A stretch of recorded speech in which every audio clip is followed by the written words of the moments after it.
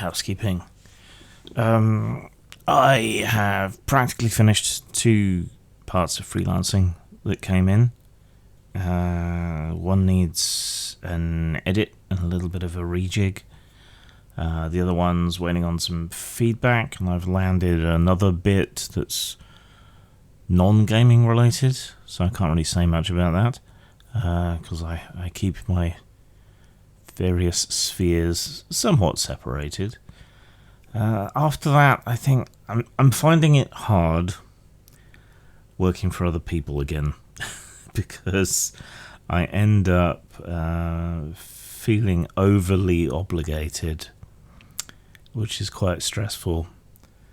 And I think I might be better off, now that I've provided myself a little bit of breathing space, creating some smaller products for myself, which will at least provide something of a long tail and refresh interest in my other projects.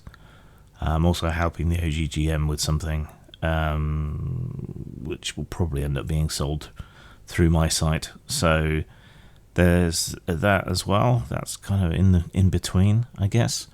I reconnected with an old artist I used to work with a lot, Rowena Aitken. For those who know her, she's done some Lamentation stuff. She's done some children's books and things. She's going to help on Ronin, and is reliable and cool, and has a lovely cat called Pixel. So she'll be helping out. I'll do some previews at some point of the art that she's helping me with, and hopefully T-shirt will turn in some more Japanese history and culture stuff for me on that. I need to give the whole game another view through and make some alterations, but it's getting there. It's finding the time to finish the sort of bestiary of weird Japanese ghosts and mythology and creatures. That's the trick at the moment. I have several new reviews to fit in when I can, and a whole bunch of Kickstarters seem to finally be sort of coming in. Not all of them for role-playing games, some of them for tabletop games. Brink came in. I picked up a copy of Dragon Age for the archives, the tabletop game version, that is. Necromolds, you saw me do the unboxing. I need to do like a little demo game of that and a proper review, I think. I should do another politics video, because there's been developments, and it's not that long until the actual election. Plus we have the European elections, the aftermath of those, with France going to a general election to try and see off the far right. Whether that will work remains to be seen. We will see, I suppose. And then, America's looming clusterfuck is on the horizon as well. So there might be some interesting things to say about politics. Now, the videos I have been putting up, the Roll for Insight ones, get less comments. I don't know why. Perhaps it's because I preload them, and so they don't get promoted quite as much. Maybe it's that they're more an answer to a question rather than something that would elicit questions. But it does mean that today's video should actually be shorter than usual. But I do tend to ramble, so it might end up longer. Alright, let's get the Kalergi shit out of the way to start with. CDeb says, if you're a reason for a conspiracy to be false is because you find it to be horseshit, that tells me everything about you. How many boosters you got, mate? Well, if you're anti-vax, that tells me everything about you. That you're an idiot. Basically, because intelligent people avail themselves of effective modern medicine. And it's not that I find it false because I find it to be horseshit. It's because there is no evidence for this conspiracy idea. There's your problem, basically. Not a bot says, ask yourself this: why is this the first video that appears? Is it a coincidence that it's a beta, self-hating male, a nationalism is bad kind of guy? I saw a comment section where this guy had 0 likes in his comment, yet the other guy had over 100. Imagine being so out of touch with reality that you get ratioed into oblivion. Go look up argumentum ad populum and then come back. Why does this video appear so often? Because you lot keep coming back and posting threads and threads and threads where I just own you repeatedly over and over again. As for beta self-hating male, no. Nationalism is bad because it's irrational and dumb. These are arbitrary lines on a map, not really something to be proud of. You know, it's just coincidence that you happen to drop out of your mother's snatch in this particular geographical area. You had really very little to do with it, so... and nations just divide us, ultimately. So, yeah. Jerry Mander, very funny, says, guy needs a razor and to ditch the John Lennon glasses. Where are you commenting from? The 1950s? Get your hair cut. Get your throat cut, mate. On the video, how to make people play gore. Someone said, capture them, collar them, then run your game. One of the first D&D games this commenter played in had tarns in it, and that's mostly what they knew about the series until my game came out. There was that horrible movie, which, yeah, isn't very true to the series or the source. So there's that, I suppose. No, I cannot recommend enslaving people to force them to play your game. I mean, slaves aren't allowed to play Korean chess, so why would they be allowed to play tabletop games? So there's that to consider.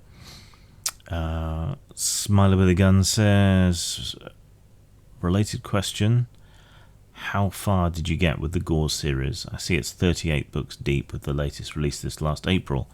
I think it would make a great shared universe like Thieves' World and Liovek, where everything dovetails and it's all canon. Just started the first book. How far should I go in the series before the quality drops off? So the early handful of books is much more planetary romance. Then it kind of settles into the BDSM-themed fantasy. I would say the quality mostly holds up until Players of Gore. And then after that, probably if you kind of train yourself to read the bits you like and to skip over some of the philosophizing and so on. I mean, you know, I love the books, but I recognize them for what they are. Then you should still manage to enjoy them later on. There's like mini arcs throughout the books, set in particular cultures or dealing with a particular enemy or problem or whatever. So long as you enjoy the first bit in the little mini arc, you should enjoy the rest. But enjoy them for what they are. Where I discussed furry degenerates, Randall Smythe says, oh, come off it, the stereotyping is a bit much.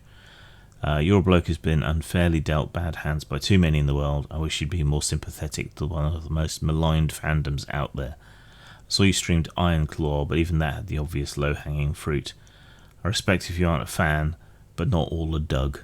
And even with people inspired by him, there's no issue if they aren't doing anything dangerous or harmful, especially when other fandoms get less critique for worse behaviour. You don't seem like someone who'd marvel over some chainmail bikini elf chick, but get mad at some fox dude showing up. So I ask you don't portray yourself as such. Please lighten up on this a bit. I've otherwise enjoyed most of your content, but this adds just a bit of a strain to me. Okay, I have had bad experiences. Those are subjective and personal. But even so, when I make comments, it's as a joke. Yeah, it's with a bit of wry humour to it, right? But don't yum my yuck. I won't yuck your yum. You're allowed to like whatever you want. I would hope that by now my libertine credentials have been fully expressed and realised by people. Do what thou wilt, and it harm done is a good principle. But like I say, I have had experiences, and as with foot fetishists, furry degenerates seem to be unable to leave their particular fetish at the door. I don't go into every game trying to play BDSM, right? Right. I've got my kinks, but I don't try to foist them on people. Hence the comparison with foot fetishists, who are the most intrusive and persistent fetishists I've ever encountered. And furries are second to them, and it's not by much. So police your kink. On venting on UK politics, Steambub says the far right is just a leftist projection of their fascist tendency. Who actually won were conservative populists. If one cannot know thyself or thy enemy, then oneself will never win. Wonderful ideas, the majority in the Commons to do them. Why didn't they? Because they aren't conservative. And how does not wanting no new wars and supporting the only president in my lifetime who didn't start one make me an idiot? Because you think that's who that was. Right, so fascism and leftism are polar opposites. Fascism is hierarchical, authoritarian, divisive. Leftism is horizontal, egalitarian, and is about unification of people. You can disagree with that, and you can find various reasons to disagree with that. Personally, I don't think they stand to scrutiny, but the point is that these things are polar opposites. You cannot be a left-wing fascist. It's an oxymoron, like a married bachelor. Right? I'm the guy with the political and historical education, and someone who has something so fundamental completely wrong is attempting to lecture me. It's just... sometimes, authority is earned. And yes, the Conservative Party are conservatives.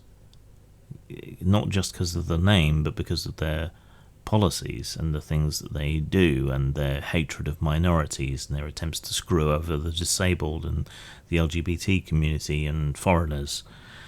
Yeah, all of that stuff. As to Trump, he may not have started any new wars, but he dropped the biggest bomb he could find for no other reason than he wanted to. He assassinated an Iranian general, amping up the issues in the Middle East.